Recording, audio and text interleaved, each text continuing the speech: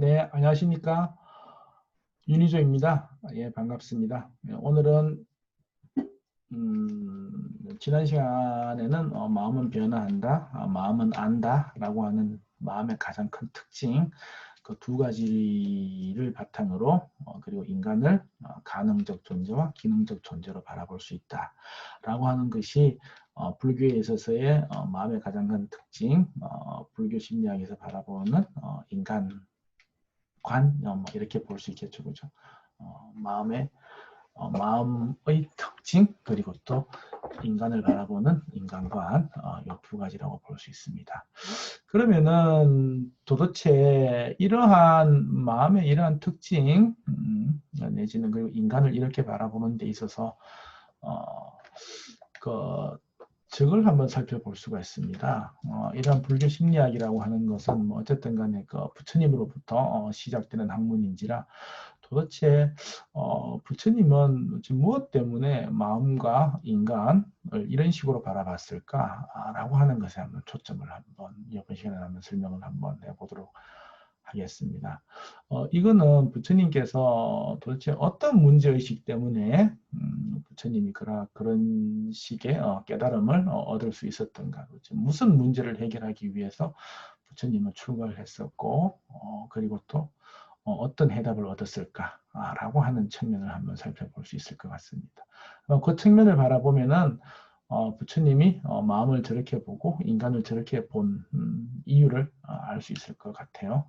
그러면 먼저 한번 도대체 도대체 부처님의 문제의식이 무엇이었길래 마음과 인간을 이렇게 봤을까라고 하는 측면을 한번 살펴보겠습니다. 부처님은 되게 조금 좀 어릴 때부터 조금 좀 예민한 사람이었던 것 같아요. 부처님은 아주 어려서 모친을 얘기게 되죠, 그죠? 태어난 지 7일 만에 모친께서 돌아가시죠. 어머니가 돌아가신 상태에서 아무리 이모가 키웠다라고 할지라도 아마 존재적인 그러한 의문 이런 것들은 항상 있었던 것 같아요. 그 나라의 왕으로서 이제 세자죠, 그죠? 새 제자로서 다음 왕위를 잇기 위해 가지고 그 당시 최고의 엘리트 교육을 받았을 것이고 가장 많은 뭐라 그럴까 풍족한 생활 이런 것들을 다 누렸을 겁니다.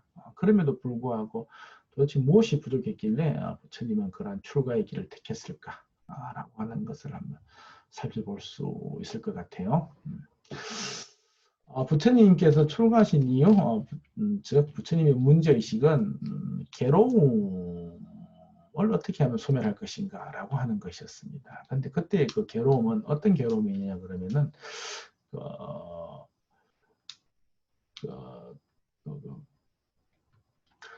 부처님께서 사문유관이라고 하는 걸 하게 되죠, 그죠? 그 중에서 이제 제일 마지막에 죽은 자를 보면서 이제 출가를 결심하게 됐는데, 그때 아마 그 당시에는 그렇게 수행하는 사람들이 많았기 때문에 인도 전통이거나 그러니까는 수행하는 사람들로 인해 가지고 자기의 죽음에 대한 문제를 어떻게 하면 해결할 것인가라고 하는 것을 수행자들은 알 수 있지 않을까라고 하는 그런 기대로 출가를 감행을 하게 되죠.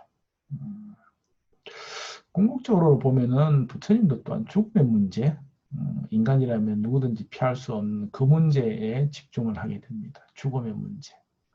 죽음이라고 하는 것에서부터 벗어날 수 있는 길은 없을까? 죽음은 인간한테 있어서는 궁극적인 괴로움이라고 얘기할 수 있죠. 그렇게 되면은 결국에는 그런 괴로움의 문제를 어떻게 해결할 것인가라고 하는 것이 부처님한테 가장 큰 문제가 되었던 거죠. 그런 식으로 되게 폭넓게 보면은 괴로움의 문제를 어떻게 하면 해결할 수 있을까라고 하는 것에서부터 출가를 결심을 하게 됩니다. 그때 그 출가를 결심을 하게 됨으로 인해 가지고 부처님은 6년 동안의 고행을 통해 가지고 괴로움의 문제를 해결할 수 있는 방법을 얻게 되죠. 방법을 얻게 되죠. 그런데 그 방법을 얻게 되는 데 있어서도 맨 마찬가지로 부처님께서 이런 식으로 존재와 마음을 어떻게 보느냐, 인간을 어떻게 바라보느냐라고 하는 그것에서부터 시작해서 그 다음에 그걸로 인해 가지고 결국에는 거기서 나오는 방법론이 나오게 되는 거죠.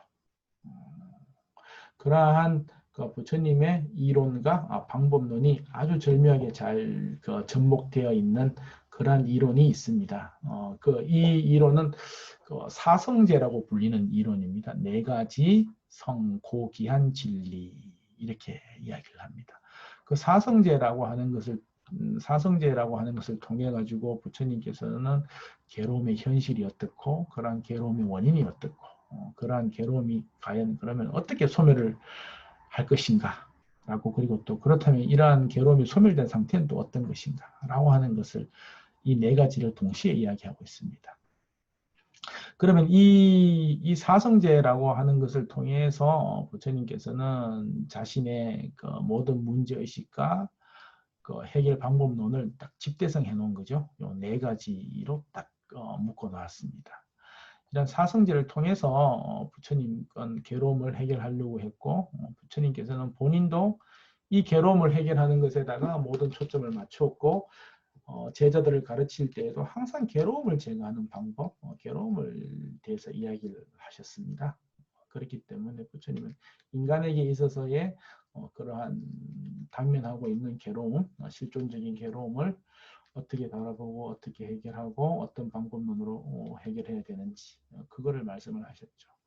부처님께서 깨닫고 나셔가지고 제일 처음 하신 설법도 이 사성제와 관련된 설법이시고 부처님께서 구시나가라에서 돌아가실 때에도 마지막에까지 당부하셨던 것도 이 사성제를 제대로 알고 제대로 수행하라고 하는 말씀이셨습니다. 그러면은 이렇게 보면은 부처님의 문제의식은 괴로움을 어떻게 해결할 것인가, 인간이 당면하고 있는 이런 실존적인 괴로움, 생로병사라고 하는 인간이라고 하면은 모든 존재들이 다 가지고 있는 이런 괴로움의 문제가 부처님의 문제의식이셨고 이러한 것에 대한 해답으로서 부처님께서 제시하고 있는 것이 사성제 이 두 가지를 말씀드릴 수 있을 것 같습니다. 이번 시간에는. 그럼 다음 시간에는 이 사성제에 대해서 좀 더 정확하게 좀 알아보는 시간을 가지도록 하겠습니다. 네, 감사합니다.